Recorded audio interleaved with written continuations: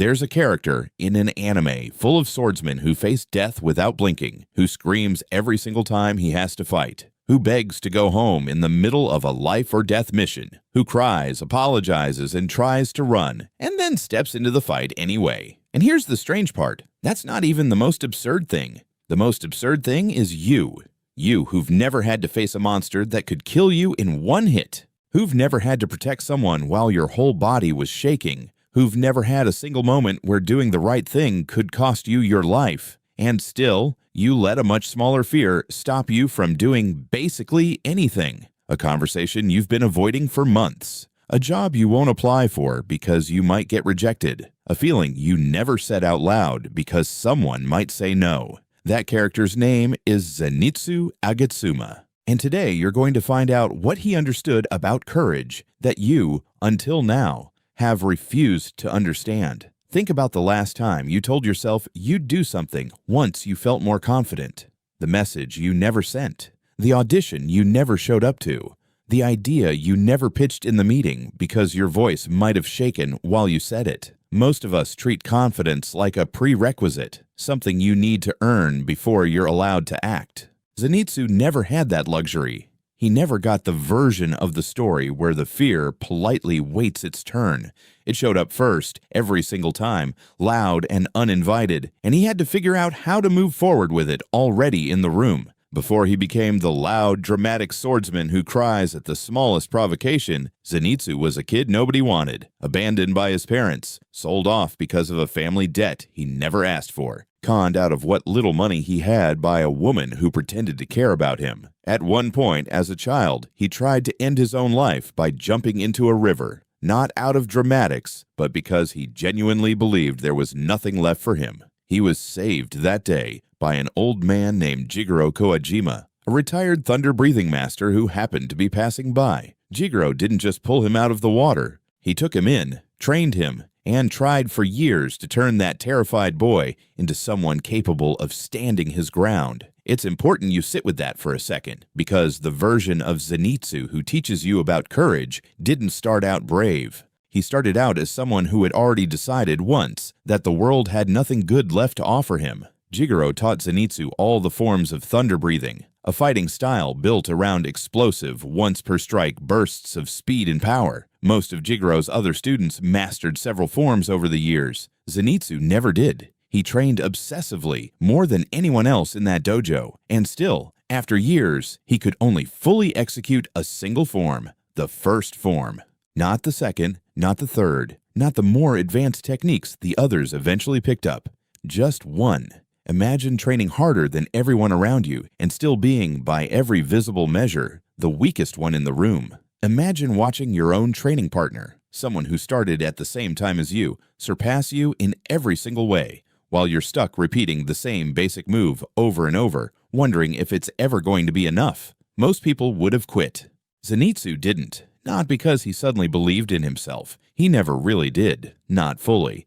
But because some part of him kept showing up to train anyway, even convinced most days that he was hopeless. There's a particular kind of humiliation in being the one person in the room who everyone quietly assumes will never make it. Not out of cruelty, just because the evidence, day after day, kept pointing that way. Other students got promoted to harder drills. Other students got praised in front of the group. Zenitsu kept getting the same corrections on the same basic form, year after year, from a teacher who never once told him he might not be cut out for this, but who also never had to, because Zenitsu had already told himself that plenty of times. What's easy to miss watching this from the outside is that talent was never really the variable that mattered here. Kaigaku had talent. Kaigaku picked up new forms in weeks that took other students months. And Kaigaku, as we'll get to, still ended up throwing all of it away.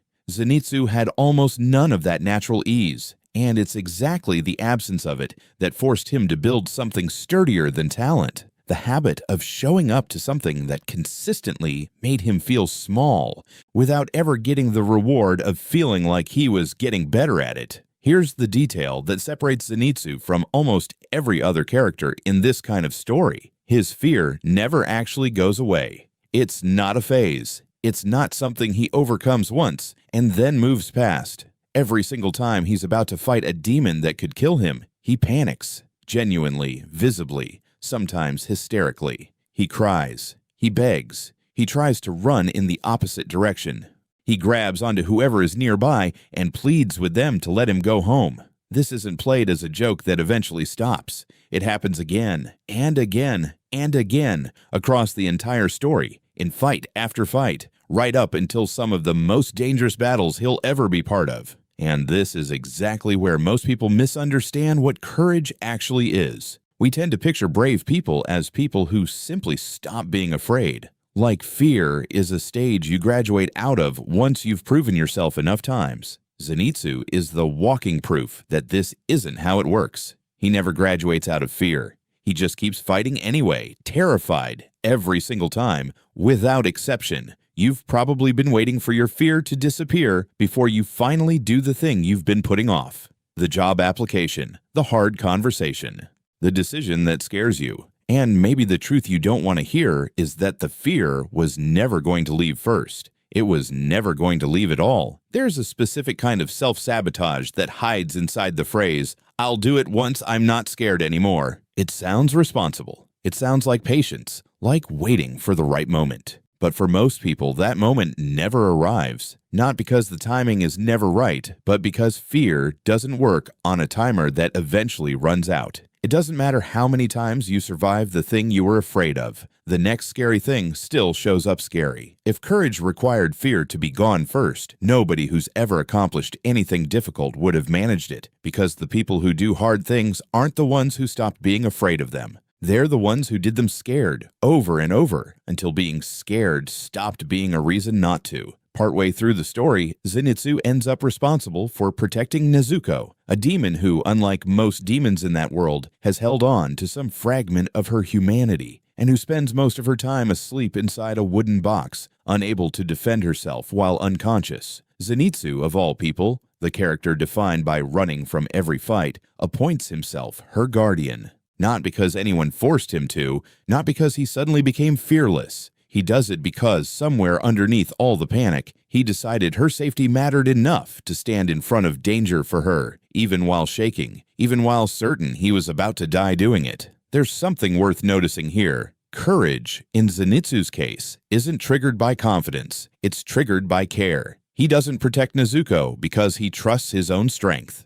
He protects her because he loves her enough that leaving her unprotected feels worse than facing the thing that terrifies him. How many times have you let your own fear decide who you show up for? How many times have you told yourself you'd help, support, protect, or stand up for someone when you feel ready, as if readiness were a feeling that arrives on its own, instead of a decision you make regardless of how ready you feel? Think about the friend you didn't defend in a group conversation because speaking up might have made things awkward for you. Think about the family member you didn't stand behind during a difficult moment because getting involved felt risky, uncomfortable, easier to avoid. None of those situations required the kind of physical danger Zenitsu faces. They just required a small amount of discomfort in exchange for showing up for someone who needed it. And plenty of us still fail that test regularly, protected by nothing more dangerous than the possibility of feeling embarrassed. There's a recurring pattern across the story that's easy to miss if you're only watching for the comedy. Every single time Zenitsu is placed in front of real danger, after all the screaming, after all the begging, after all the attempts to run, he stays.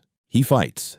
Sometimes he even fights well, landing decisive blows against enemies far stronger than him. In more than one fight, Zenitsu becomes so overwhelmed by fear that his body does something strange. He passes out mid-battle and somehow, unconscious, fights better than he ever could awake. Calmer, faster, more precise, free of the panic that grips him every waking moment. It's as if the only way his body can access real skill is by shutting off the conscious fear entirely. That detail matters more than it looks like on the surface. It tells you that the skill, the training, the years of practice, none of that ever disappeared just because the fear was louder than it. The competence was always there, buried under the panic, waiting for a crack to come through. You probably have more capability sitting underneath your own fear than you give yourself credit for. The issue was never that you're not capable. The issue is that fear has been the loudest voice in the room for so long that you stopped noticing the quieter one underneath it that already knows what to do. This is worth sitting with a little longer because it flips a very common assumption.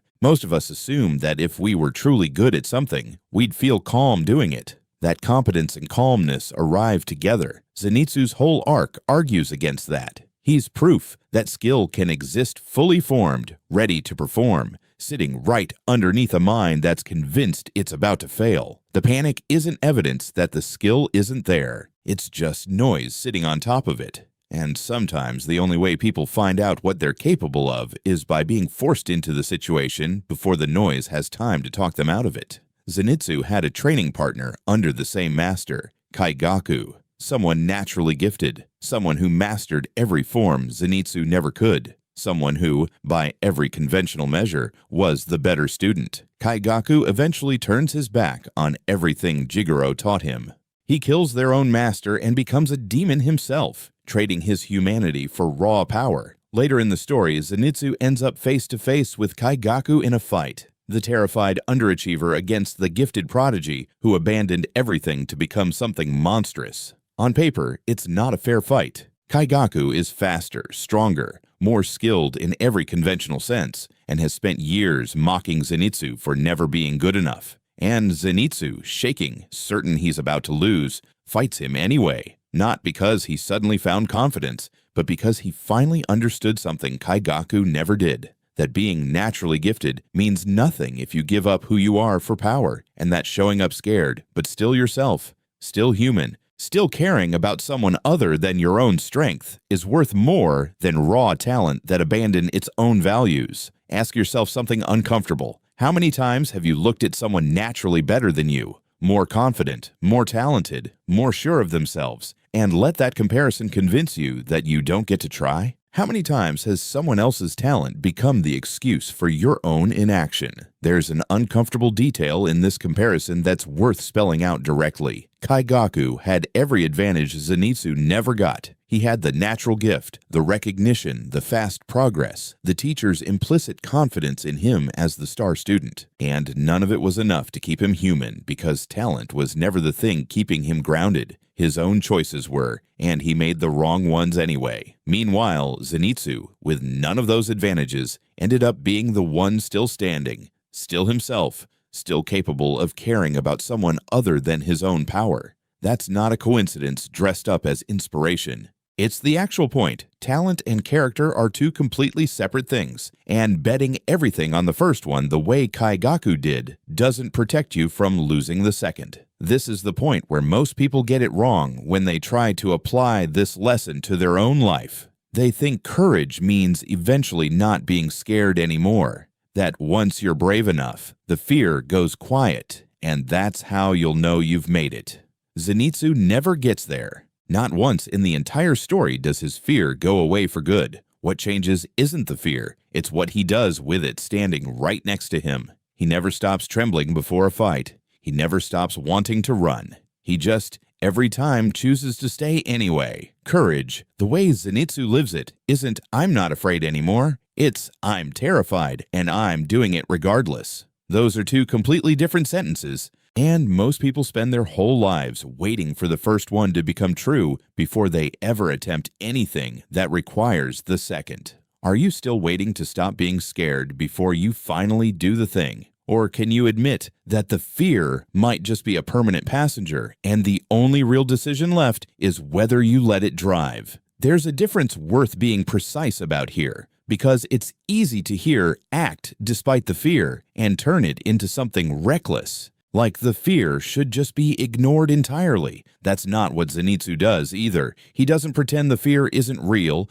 doesn't suppress it, doesn't perform bravery he doesn't feel. He screams. He cries. He tells everyone loudly exactly how terrified he is. And then he still stays. The honesty about the fear and the willingness to act aren't in conflict. They happen at the same time, out loud, without one canceling out the other. Most people think they have to choose between admitting they're scared and being brave. Zenitsu is proof you can do both, at full volume, in the same breath. In the final confrontation with Kaigaku, Zenitsu does something no one, not his master, not his fellow students, not even Zenitsu himself, ever expected. He creates something entirely new, a form of thunder breathing that doesn't exist in his master's teachings, something built out of his own limitations, born specifically because he could never master anything beyond the first form and had to find another way forward instead of giving up. He doesn't win because he stopped being afraid. He wins terrified, mid-panic, using a technique forged directly out of years of feeling inadequate, out of years of being told he wasn't enough, out of years of training that never seemed to pay off the way it did for everyone else around him.